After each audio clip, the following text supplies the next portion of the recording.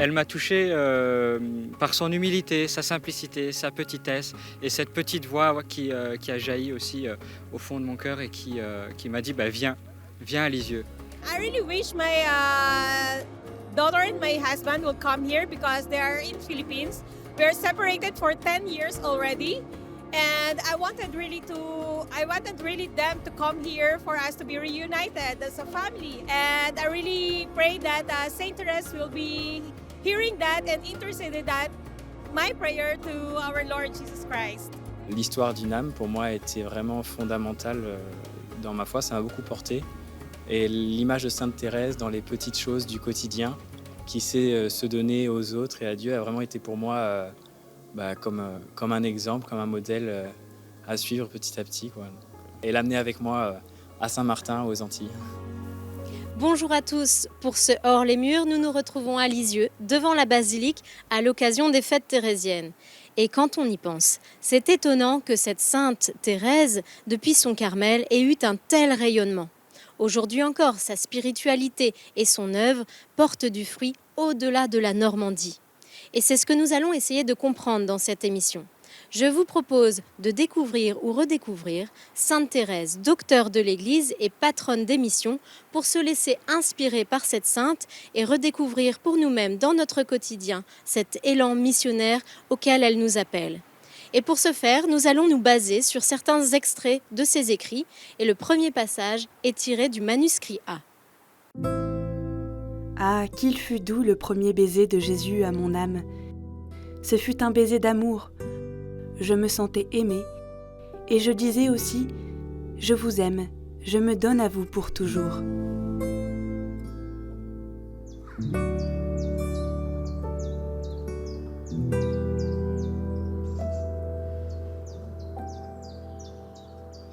Pour commencer, je vous propose de revenir sur les racines de Sainte Thérèse de Lisieux.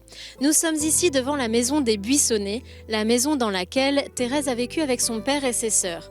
Mais l'aventure des Martins commence à Alençon, à 100 km au sud de Lisieux. Et en fait, c'est à l'âge de 4 ans que Thérèse vient vivre ici quand sa mère décède. Nous sommes ici dans son jardin, dans lequel il y avait déjà des poules comme on en voit aujourd'hui.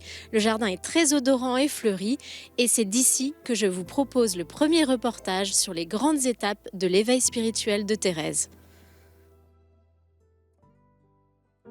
C'est ici, sur le pont Saint-Léonard à Alençon, que Louis Martin et Zélie Guérin se sont croisés pour la première fois en avril 1858. Cette rencontre marque le début de leur histoire commune, et ils se marient 3 mois plus tard.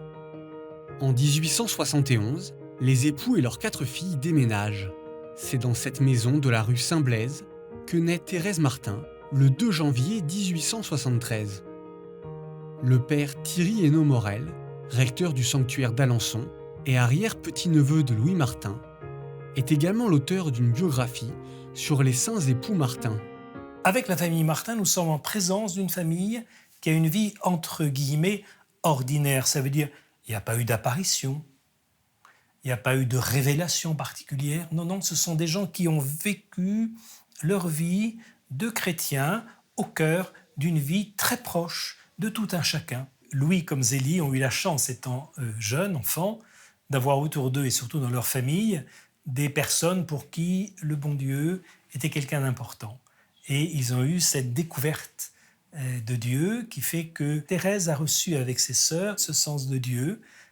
Premier servi, comme on le dit souvent, c'était la devise qu'ils avaient retenue de Jeanne d'Arc.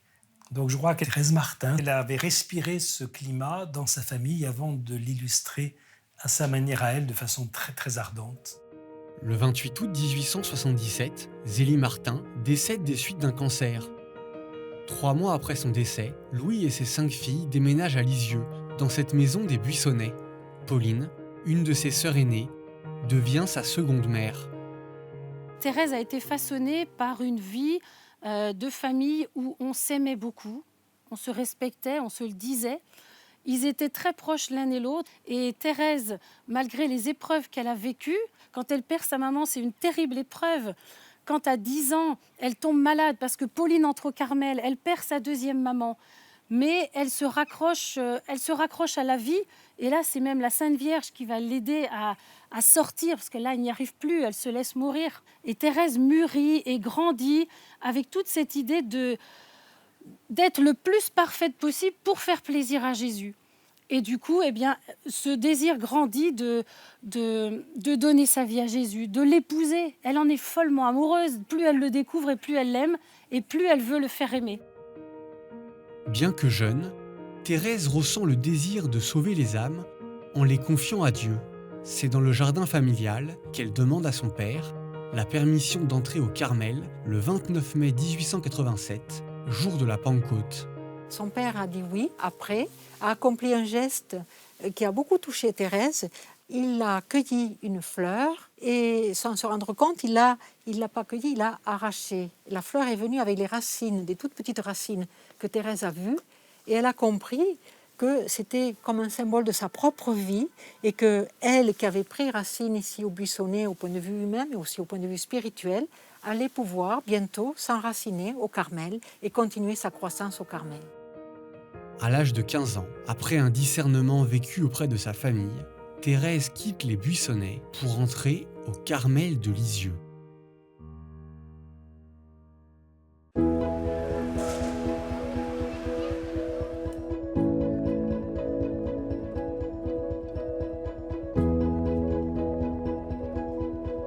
Nous nous retrouvons maintenant dans la cathédrale Saint-Pierre de Lisieux avec Emmanuel Huyss. Bonjour Emmanuel. Bonjour. Vous êtes secrétaire général du sanctuaire ici à Lisieux et vous connaissez très bien la vie de Thérèse, de sa famille. Est-ce que vous pouvez nous raconter où on se trouve ici? Derrière vous, il y a plusieurs portraits de la famille Martin. C'est un lieu symbolique et un lieu important. C'est ici que la famille venait pour assister à la messe le dimanche. C'est un lieu qui est pour eux familier puisqu'ils venaient tous les jours, au fond, à la messe ici, pas dans celui-là, dans une petite chapelle, et le dimanche, ils assistaient à la messe ici. Ce lieu est aussi important parce que c'est pas seulement venir assister à la messe, mais c'est ici qu'elle venait vivre la messe. Et ils réservaient même des sièges pour cette messe du dimanche. Oui, c'était les coutumes de l'époque où on réservait sa chaise, on avait une messe prévue, où on était à un emplacement prévu. C'était les règles de l'époque. Et alors, comment cette jeune fille, qui était Thérèse, s'est-elle ouverte à la mission, à cet élan de cœur vers Dieu, à sauver des âmes? En fait, ça s'est fait petit à petit. D'enfant, elle découvre l'amour de Dieu et elle n'a cesse que de comprendre Dieu. Elle dit même vouloir comprendre le caractère du bon Dieu. Et tout pour elle, eh bien, est une occasion de comprendre Dieu. D'ailleurs, ici, elle vivra un moment très très fort. En juillet 1887, une petite anecdote qui passe presque inaperçue. Elle vient de communier et au lieu de s'asseoir à son prie-dieu comme à l'habitude, elle s'approche près de la grille de chœur et là, elle ouvre son missel pour dire une prière qu'elle avait l'habitude de dire et elle a une image avec Jésus en croix. Et là, il y a un élan du cœur, fort de la communion qu'elle venait de recevoir, de vivre, fort de ce Seigneur qu'elle avait en elle. Elle voit à travers cette image Jésus, mais elle pressent surtout la soif des âmes. Et dès cet instant, elle voulait répandre à cette soif des âmes. Elle voulait déjà, en 2 mots, elle voulait déjà devenir missionnaire à ce moment-là. Donc c'est à ce moment-là qu'elle reçoit l'essentiel de sa mission, de sa vocation. Et finalement, elle choisit le Carmel et pas une congrégation missionnaire qui l'enverrait à l'étranger. Comment ça s'explique? Oui, alors je ne sais pas pourquoi elle a choisi précisément le Carmel, mais ce que je sais, c'est que c'était au Carmel que le Seigneur l'attendait. Elle a voulu répondre à l'appel du Seigneur qui était au Carmel. Et même, c'est assez curieux d'ailleurs de le comprendre, si elle n'a jamais quitté. Elle est allée à Rome en voyage, mais elle n'a jamais quitté Lisieux, elle n'est jamais allée dans des pays de mission, mais elle en avait compris le sens. Elle avait compris qu'être missionnaire, c'était pas seulement d'aller dans un pays de mission, mais ça pouvait se faire de chez soi, ça pouvait se faire de son petit Carmel. J'imagine que ça n'a quand même pas été toujours très simple pour elle. Est-ce qu'il y a des moments de difficulté dans cette mission de vie au Carmel pour Thérèse? Bien sûr, la vie de Thérèse au Carmel n'est pas un chemin de rose, on pourrait le croire, mais pas du tout. Elle va y vivre toutes les étapes de la vie spirituelle, à la fois ces moments d'ardeur spirituelle et ces moments de sécheresse, ces nuits. Elle va aussi traverser une très longue épreuve qui est celle de la maladie, avec toutes les questions que cela pose. Elle n'a pas la force de devenir une grande sainte, comme elle dit. Elle a devant elle de multiples exemples de grands saints qui ont fait des choses extraordinaires. Et elle se sent pas cette force-là. Elle a la force de l'enfant, du petit, de celle qui s'avance devant Dieu les mains vides. Aussi peut-être parce qu'elle admirait beaucoup Jeanne d'Arc, donc peut-être qu'elle imaginait la force du grand saint comme Jeanne d'Arc. Ah oui, elle admirait Jeanne d'Arc, et ce qu'elle a admiré avant tout chez Jeanne d'Arc, c'est que Jeanne d'Arc, elle est allée jusqu'au bout de sa mission. Elle a entendu l'appel du Seigneur et elle est allée jusqu'au bout de sa mission. Et nous savons tous que le bout de la mission de Jeanne d'Arc a été de donner sa vie en quelque sorte. Tout au moins, elle a été jusqu'à l'ultime sacrifice. Alors chez Thérèse, ce qui revient, c'est sauver des âmes. D'où ça vient ce désir chez elle? Ah oui, elle fait l'expérience du bonheur de Dieu. Elle comprend que personne, aucun être pourra remplir ce bonheur, que ce désir que nous avons tous d'être aimés, et c'est Dieu seul qui peut le remplir. Et elle fait l'expérience que Dieu se donne à qui le demande. Frappez et on vous ouvrira. Thérèse, elle n'a pas besoin de beaucoup plus. Elle comprend que si nous nous ouvrons au Seigneur, à Dieu, Dieu comble nos vies, nous comble de bonheur. Et c'est cette expérience-là qu'elle veut partager. Et pourquoi justement vouloir la partager? Est-ce qu'on peut expliquer un petit peu quel est ce mouvement qui parle de sa reconnaissance à elle, de Dieu, vers ce bonheur qu'elle a envie de partager avec les autres, de sauver des âmes? C'est fort comme mot. Oui, c'est très fort. Et d'ailleurs, ça peut être même surprenant qu'une enfant perçoit le sens.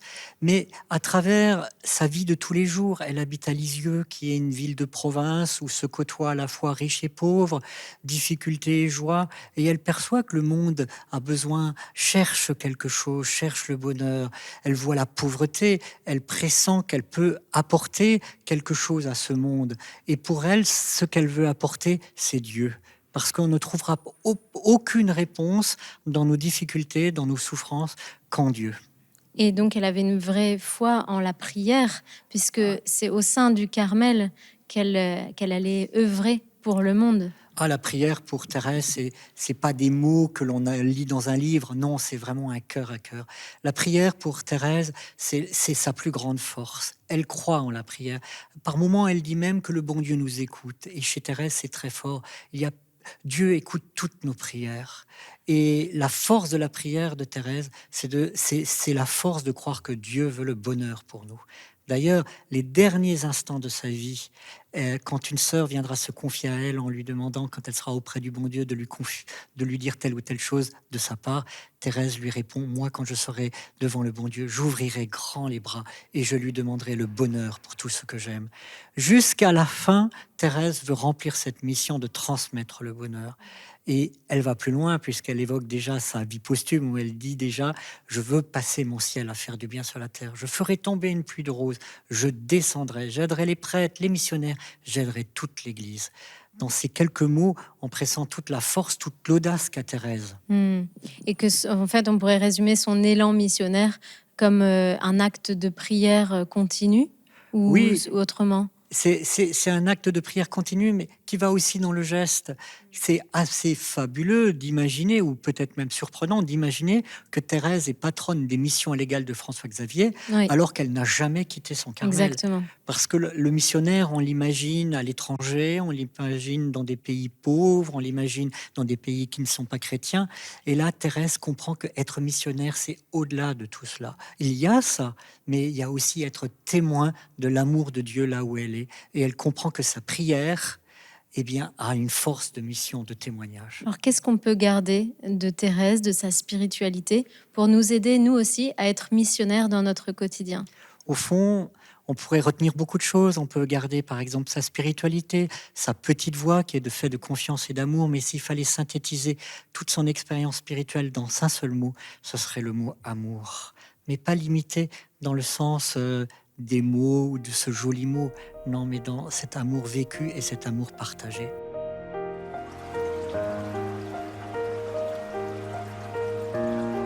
C'est à l'âge de 15 ans que Thérèse exprime ce désir fort d'entrer au Carmel. Son audace et sa persévérance finissent par être entendues et elle a l'autorisation d'entrer plus tôt chez les carmélites. Dans le prochain reportage, nous allons découvrir le quotidien de ces carmélites d'aujourd'hui pour comprendre quel était celui de Thérèse à son époque.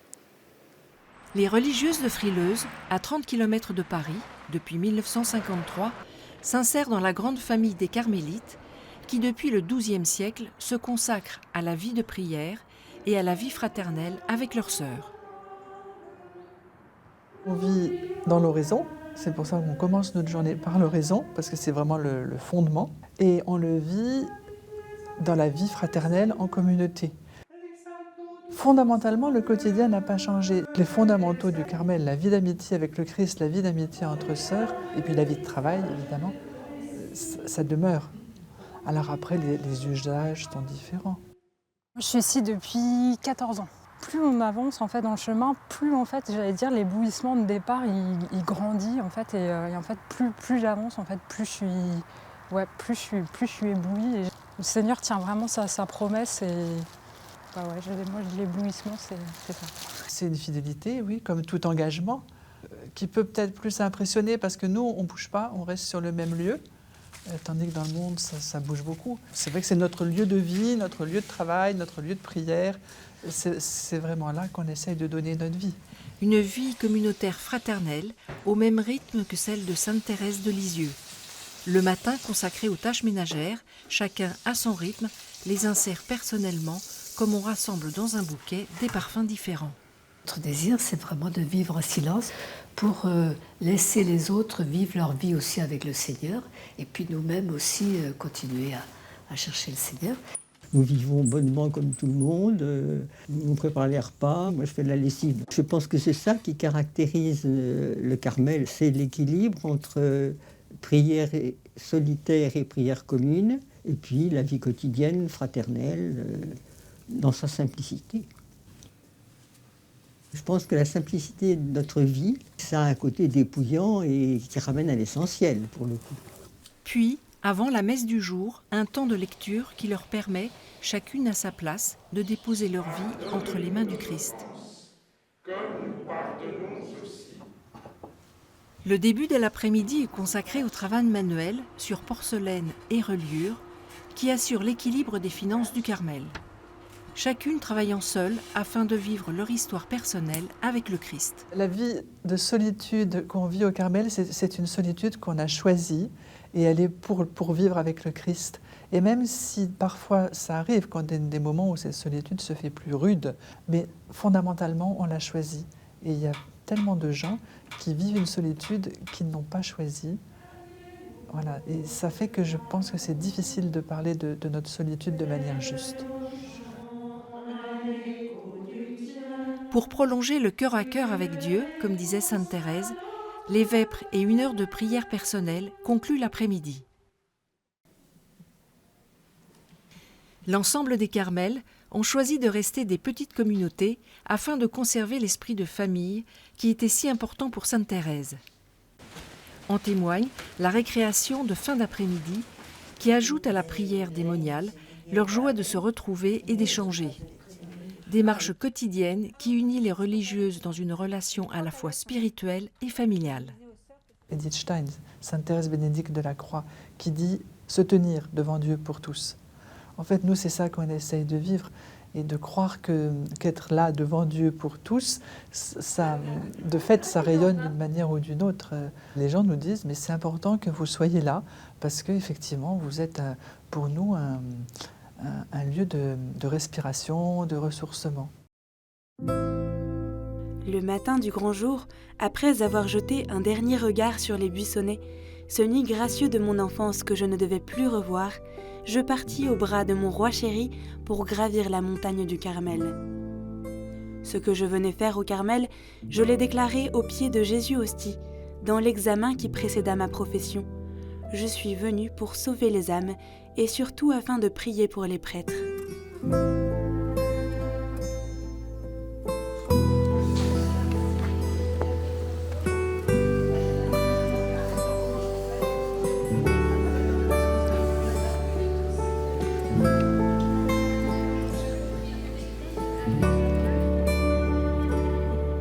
Nous nous retrouvons maintenant sur les hauteurs de Lisieux, depuis le dôme de la basilique, pour parler du rayonnement universel de la spiritualité de Thérèse. Cette spiritualité a dépassé les portes du Carmel et a rencontré plusieurs personnes et même plusieurs congrégations. Je vous propose maintenant un reportage dans la communauté des Sœurs Oblates de Sainte-Thérèse à Caen pour découvrir comment la spiritualité thérésienne les fait entrer dans leur mission, dans leur quotidien. Sœur Maïté est oblate de Sainte-Thérèse depuis 1968. Ce matin, elle est à la messe à Notre-Dame de la Grâce de Dieu, à Caen. Ce quartier populaire et multiculturel de la Grâce de Dieu a été rénové dans les années 2000, mais reste défavorisé. L'église n'est pas ouverte toute la journée, car elle a subi des dégradations par le passé. Mais pour Sœur Maïté, il est important d'en faire un lieu beau et accueillant. Notre désir, c'est que progressivement, chacun trouve vraiment un lieu ici de prière, de communion et d'église universelle en même temps. Les sœurs vivent à 4 dans l'ancien presbytère, juste à côté de l'église, depuis 2015. Qu'est-ce qui nous habite surtout, nous ? C'est de vivre au milieu d'une population, en petite communauté, en proximité vraiment, le plus proche possible et par l'habitat et par la manière de vivre. De Sainte-Thérèse, parce que c'est la simplicité de Sainte-Thérèse, dans l'aujourd'hui, dans le quotidien. On dit toujours, on répète après elle, mais c'est ça qui nous habite, aimer Jésus et le faire aimer. Je pense que c'est l'essentiel de ce qui nous habite, de ce qu'on veut, et que les gens découvrent par notre proximité, par nos services, voilà, par être là avec eux. Les sœurs sont maintenant connues dans le quartier, et notamment par les enfants, souvent livrés à eux-mêmes le mercredi. Ils savent que leur porte est toujours grande ouverte. Alors des fois avec les enfants, on va à l'église. Qu'est-ce qu'on fait à l'église, Maud ? On est en train de prier. Et après, qu'est-ce que tu lui dis, toi ? Après, sortir de prière. Oui. Après, on prend des bouteilles. Et au patronage. Mais là, quand tu viens à l'église avec moi, qu'est-ce que tu dis à Jésus, toi ? Je dis bonjour Jésus. Et après, tu dis autre chose, j'ai entendu souvent. Merci, tu m'as exaucé, je vais très bien.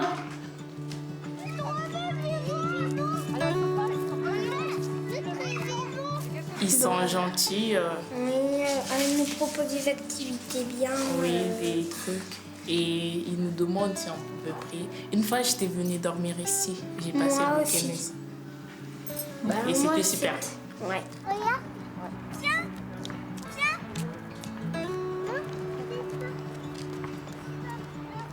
Aujourd'hui, ce sont les inscriptions au patronage du quartier, dont s'occupe Sœur Caroline. Un exemple concret de la mission des Oblates, à la suite de Sainte-Thérèse de l'Enfant Jésus.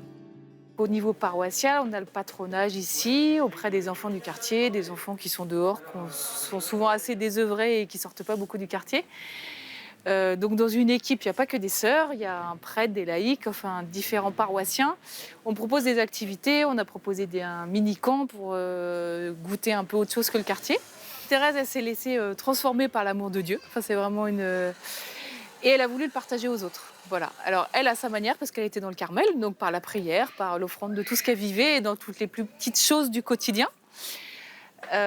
Nous, c'est dans un contexte complètement différent, mais la flamme est la même. C'est-à-dire qu'on laisse notre vie se consumer, enfin en tout cas être éclairée par l'amour de Dieu. Et du coup, dans une mission entre guillemets plus concrète, pas en clôture, c'est vraiment, je dirais, la spiritualité et l'esprit de la mission qui est le même, mais qui se décline dans des œuvres complètement différentes. Elle le vivait dans son Carmel, mais nous, à l'extérieur, c'est aussi cette simplicité du cœur, quoi, juste de nourrir notre relation avec quelqu'un et d'en témoigner autour. Enfin, moi, c'est une relation qui m'a rendue tellement heureuse que j'ai toujours eu envie de la témoigner et de la souhaiter à d'autres, en fait, parce que c'est fondateur. Vient ensuite l'heure de la prière. Si chaque sœur est bien occupée dans la journée, il est important de se retrouver, notamment le soir pour les vêpres, au cours desquelles les Oblates récitent l'acte d'offrande à l'amour miséricordieux reçu de Sainte-Thérèse. En communion avec toutes nos sœurs et avec tous ceux qui désirent offrir leur vie au Christ à la suite de Sainte-Thérèse. nous nous offrons à l'amour miséricordieux. Ô mon Dieu, Trinité bienheureuse, afin de vivre dans un acte de parfait amour, je m'offre comme victime d'Holocauste à votre amour miséricordieux, vous suppliant de me consumer sans cesse, laissant déborder en mon âme les flots de tendresse infinie qui sont renfermés en vous, et qu'ainsi je devienne martyr de votre amour, ô mon Dieu. Alors je suis maintenant avec sœur Valérie Muller, sœur Oblate de Sainte-Thérèse. Bonjour sœur Valérie. Bonjour Agnès. Merci de nous accueillir ici chez vous. D'ailleurs, votre appartement est juste là, le balcon tout fleuri. Voilà, c'est ça. Un peu de couleur dans la grisaille des immeubles.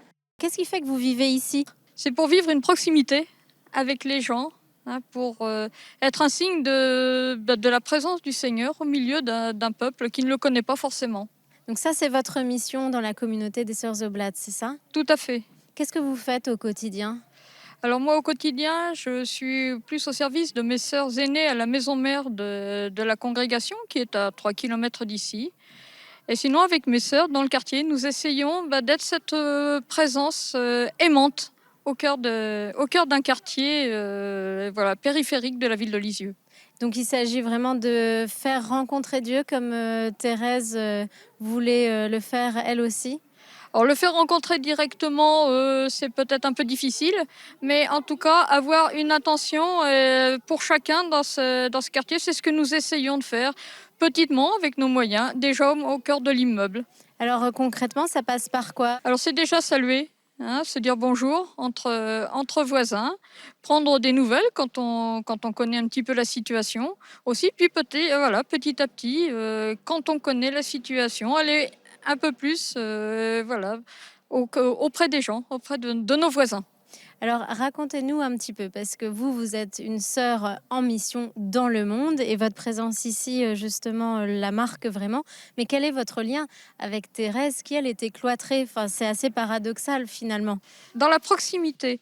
Thérèse, elle disait à sa sœur Léonie, ramasser une épingle par amour, ça peut aider, ça peut sauver une âme.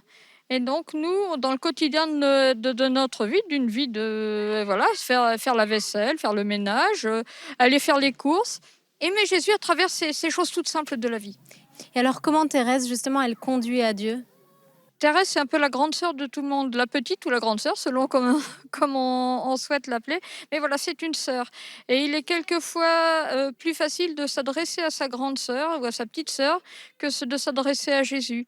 En donnant des exemples concrets de ce que Thérèse elle a vécu dans sa communauté, parce que les écrits de Thérèse, il y a des parties qui sont peut-être un peu compliquées, mais dans ses relations avec ses sœurs, dans ce qu'on appelle le manuscrit C, la dernière partie de ses écrits, dans la façon dont elle parle de ses relations en communauté, ça parle à tout le monde.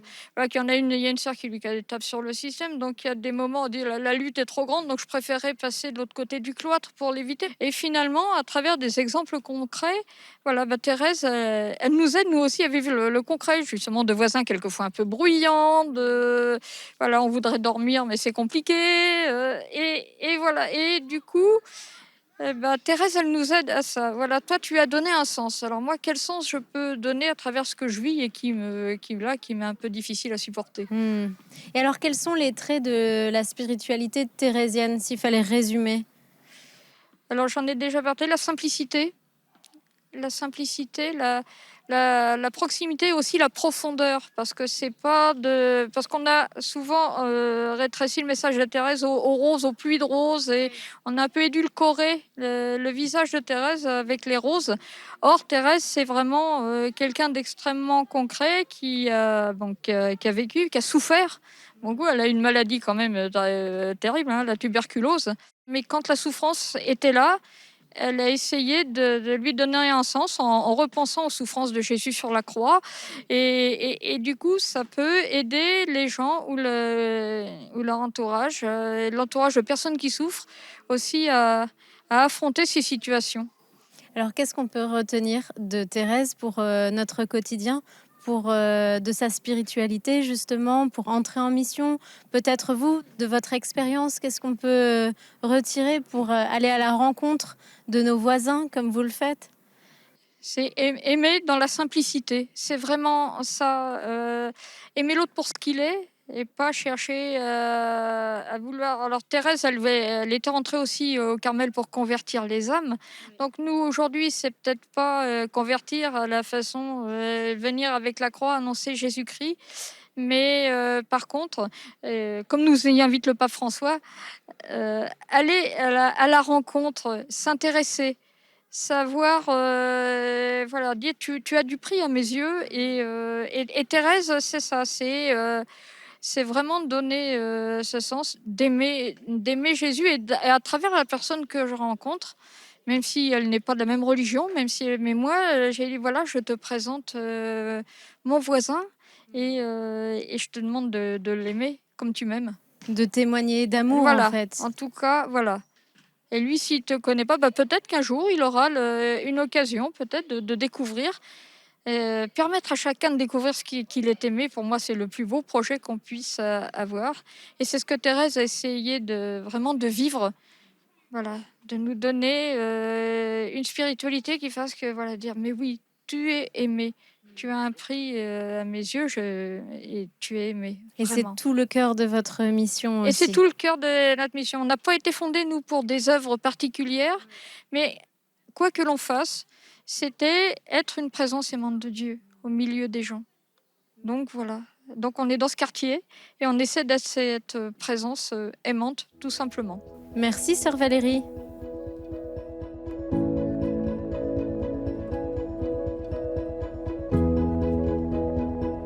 Au-delà des religieuses et des religieux, Sainte Thérèse a une place particulière dans le cœur de nombreux prêtres. Déjà à son époque, elle a aidé certains d'entre eux à leur discernement vocationnel ou à accomplir leur mission à l'étranger par sa prière quotidienne et des lettres, des correspondances écrites. Aujourd'hui, nous retrouvons près de 200 séminaristes venus de l'Ouest pour qui Sainte Thérèse est une véritable petite sœur d'âme. C'est le grand jour pour les séminaristes de Rennes, Nantes, Orléans et ceux de la communauté Saint-Martin réunis à Lisieux en pèlerinage. Pour Chrysostome, séminariste en 2e année, cet événement est l'occasion de se mettre à l'école de Sainte Thérèse, patronne des missions. C'est vraiment une grande joie de se retrouver tous ensemble fraternellement. On est dans un lieu quand même à Lisieux, qui est quand même un lieu symbolique. Sainte Thérèse, c'est une grande missionnaire des vocations, une grande missionnaire pour le monde. Mais dans son couvent, tout petite, toute humble. Et elle a un vrai modèle pour nous. Et voilà, je pense que c'est un message important à entendre en ancrant notre mission dans la prière. J'attends de ce pèlerinage déjà avant tout une rencontre avec le Christ, parce que c'est lui que je viens chercher. Je viens le chercher par l'intermédiaire de Sainte Thérèse de l'Enfant Jésus, par son élan missionnaire en fait. C'est dans la chapelle du Carmel que les séminaristes vivent le temps de prière. C'est aussi l'occasion de confier leur discernement devant la châsse et les reliques de Sainte Thérèse.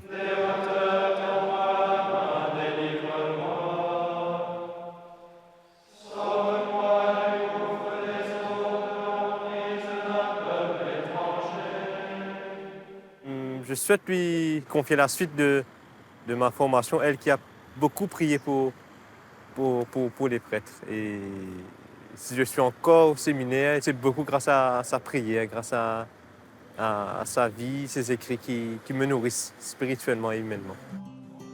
Monseigneur Berthet, évêque de Saint-Dié et ancien recteur du séminaire d'Issy-les-Moulineaux, a été invité pour donner une conférence sur la formation des prêtres missionnaires. Il travaille en effet sur la publication de nouvelles orientations pour les séminaires de France. Il y a différentes formes de bonheur dans les phases différentes d'un parcours d'un prêtre, puisque la mission part du cœur de Dieu et du cœur brûlant d'amour de l'Église. Sainte Thérèse de Lisieux nous redit à tous, et particulièrement aux séminaristes, que finalement la mission, elle part du cœur de Dieu.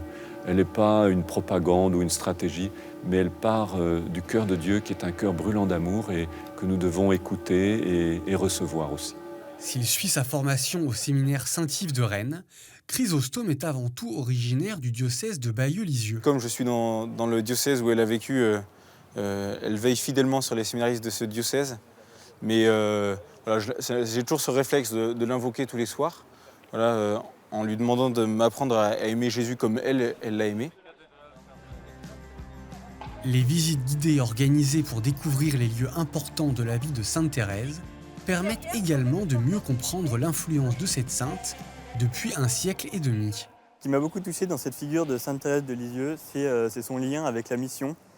Et en fait, comment au cœur du Carmel, cloîtré entre quatre murs, elle a pu devenir patronne des missionnaires. Avec la prière, avec tous les petits sacrifices qu'elle pouvait offrir, eh bien, elle a su aider tous les missionnaires qui partaient aux quatre coins du monde.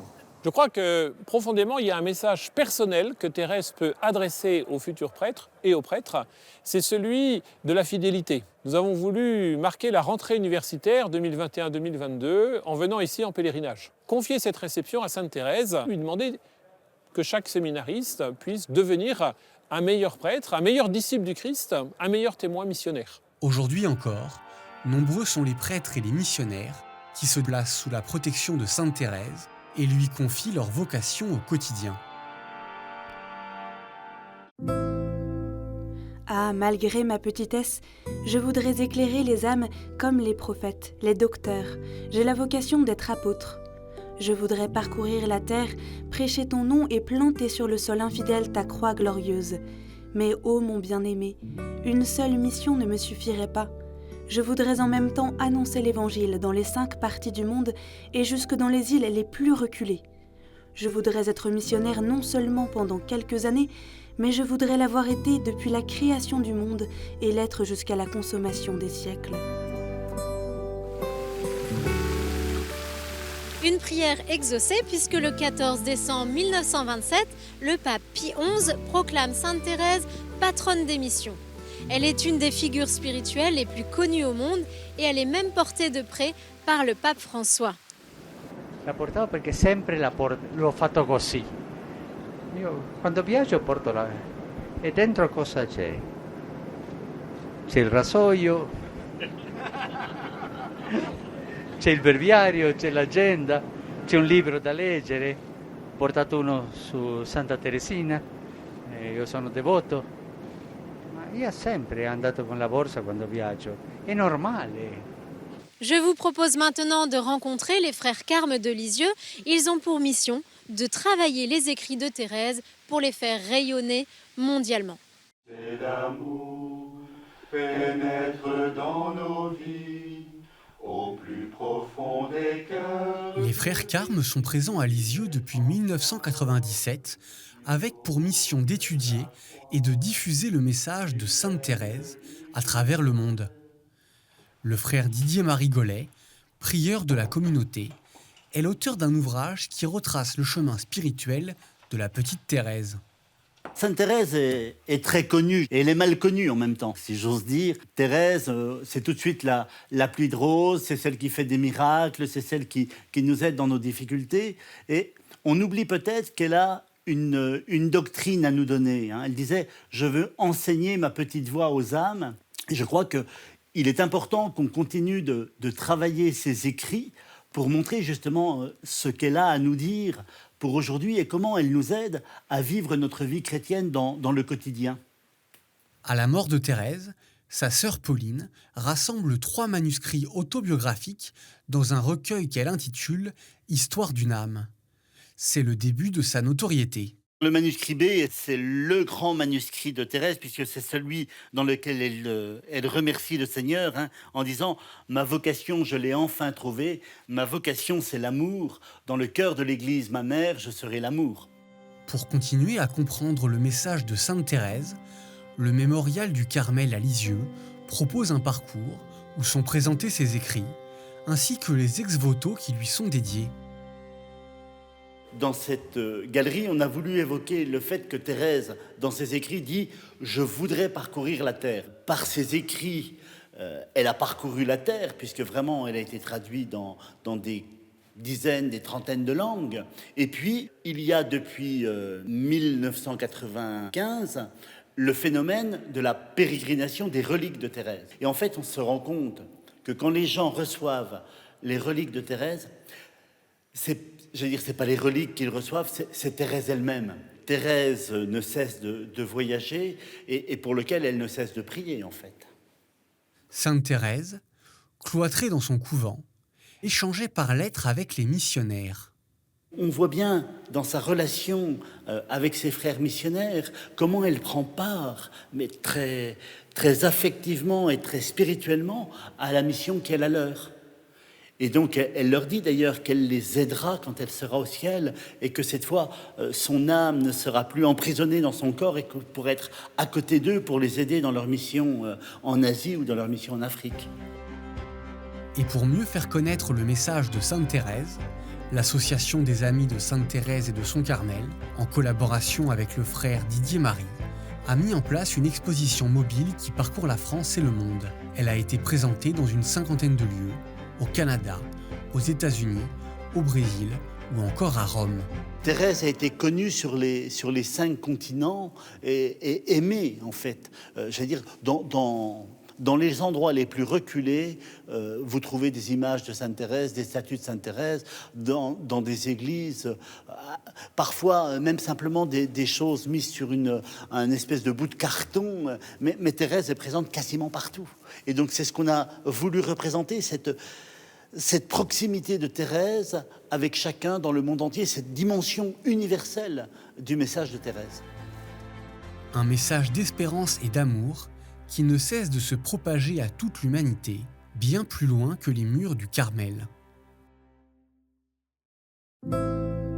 Je sens que je vais entrer dans le repos, mais je sens surtout que ma mission va commencer, ma mission de faire aimer le bon Dieu comme je l'aime, de donner ma petite voix aux âmes.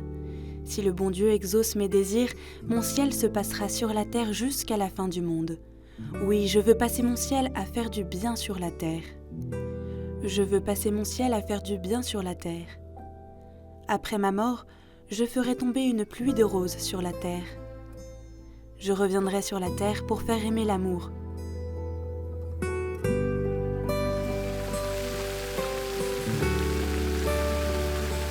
Nous nous retrouvons donc avec le père Olivier Ruffray, recteur de la basilique de Lisieux. Bonjour et merci d'être avec nous. Merci, bonjour à vous. Merci. Alors, vous qui êtes à Lisieux depuis quelques années, qu'est-ce qui vous frappe dans ces pèlerins qui viennent parfois du monde entier, dans leur élan, leur attachement à Sainte Thérèse? Qu'est-ce qui vous frappe chez eux? Les pèlerins qui viennent ici viennent simplement. Ils viennent en toute confiance. Et Thérèse est celle qui nous apprend la confiance. Elle dit « ce n'est que la confiance et rien que la confiance qui doit nous conduire à l'amour ». Et les pèlerins qui viennent là, bien souvent, viennent déposer auprès de Thérèse ce qui fait l'habitation profonde de leur cœur, dans la joie comme dans la peine, sachant qu'auprès de Thérèse, ils vont trouver une sœur et une amie. Et qu'est-ce qui fait que justement, on parle d'elle dans le monde entier, qu'elle est universelle, qu'elle a pu rayonner de partir de la Normandie jusqu'au bout du monde? Finalement, le message de Thérèse se traduit à travers sa façon de vivre et les uns et les autres qui sont partis au bout du monde ont emporté dans leur bagage, bien souvent, le livre de Thérèse, Histoire d'une âme, où elle raconte sa vie, mais aussi l'expression même de ce qu'elle vit dans sa foi. Et les uns et les autres, au bout du monde, qui ont accueilli ces missionnaires de l'Évangile, ont accueilli aussi Thérèse et sont devenus amis de Thérèse. Ce qui fait qu'aujourd'hui, Thérèse est connue sur les 5 continents de bon nombre de personnes qui vivent de cet esprit confiant en l'amour miséricordieux de Dieu.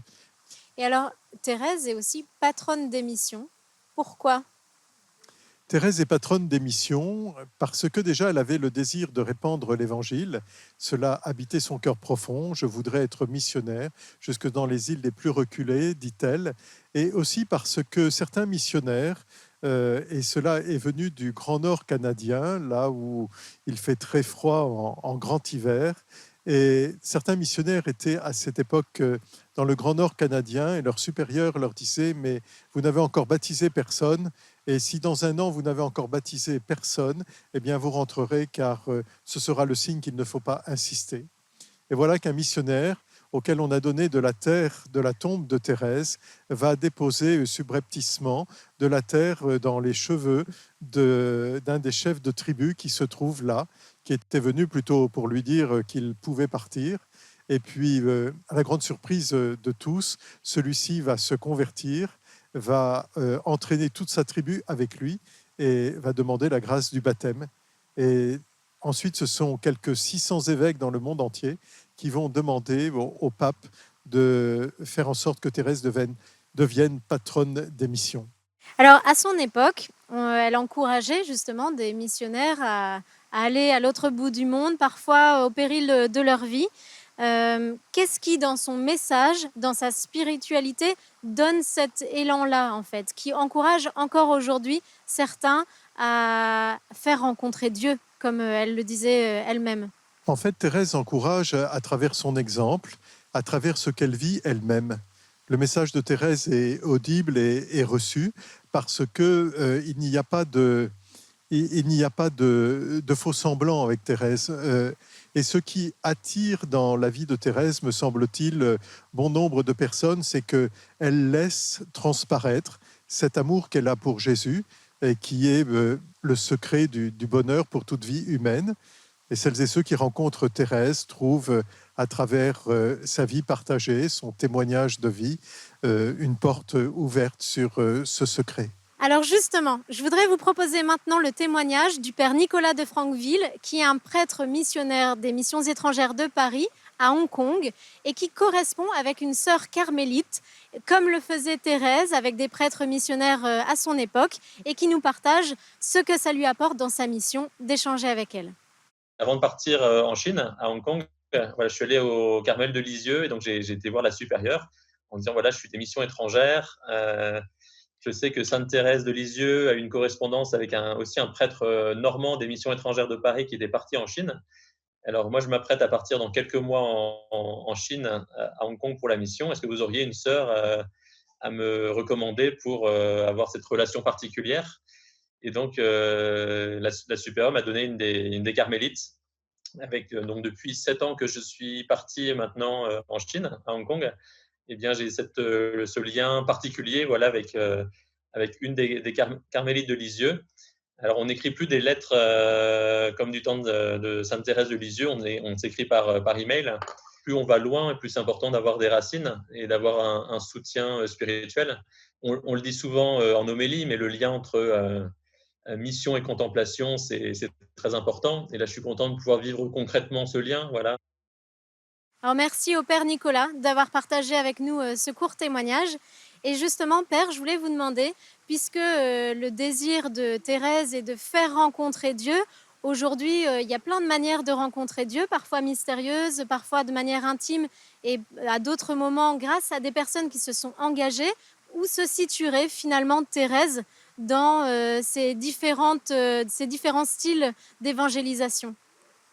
Thérèse est fille de l'Église, elle le dit dans son manuscrit B, qui est le cœur de sa vocation. Un exemple que j'avais entendu autrefois d'un de nos anciens évêques, qui était Monseigneur Badré à l'époque, qui au retour d'une procession de Sainte Thérèse, un dimanche soir, rendant les reliques de Thérèse au Carmel, disait « Messieurs, mes sœurs, vous êtes inutiles, vous êtes comme les vers de terre, mais les vers de terre font respirer la terre. » Et donc, il me semble que Thérèse est de celles qui font respirer la terre de son vivant, mais aussi aujourd'hui, dans la grâce de la résurrection, elle fait respirer la terre et le cœur de chacun.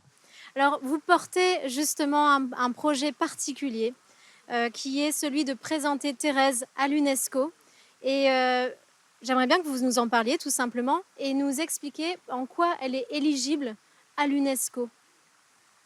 Au départ de ce projet de l'UNESCO, il y avait l'idée de penser que la basilique pourrait être classée un jour au titre du patrimoine matériel de l'humanité.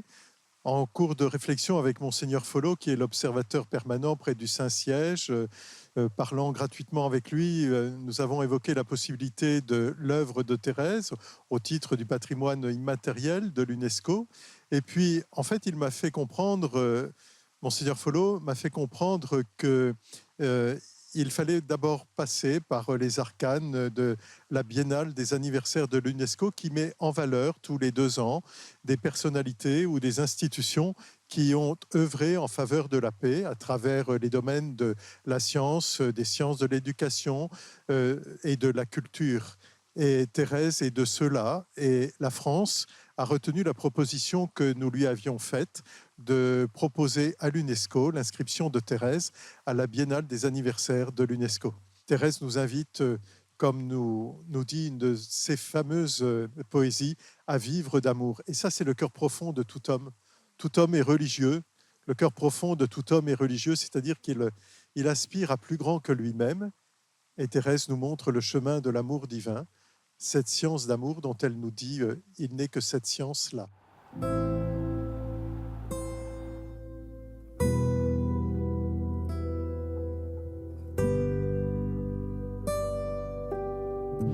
Frères et sœurs, Thérèse n'a pas eu peur, elle qui connaissait pourtant ses fragilités, elle qui traversait à la fin de son existence terrestre la nuit de la foi, qui aurait pu la replier sur elle-même. Elle continuera sa course de géant, mais elle ne le fait pas en se fiant à elle-même et à ses propres forces. Elle le fait en s'abandonnant toujours davantage à son Seigneur dans la force de l'Esprit. Cette émission se termine sur la procession au flambeau des reliques de Sainte Thérèse vers la basilique de Lisieux. J'espère que cette édition vous permet de redécouvrir cette voie de confiance, cette voie intérieure dont parle Thérèse pour aimer généreusement autour de vous. Le sanctuaire de Lisieux est ouvert toute l'année pour ceux qui désiraient approfondir la spiritualité thérésienne et notre émission est disponible sur internet au www.ktotv.com. À très bientôt pour une prochaine émission de Hors les Murs.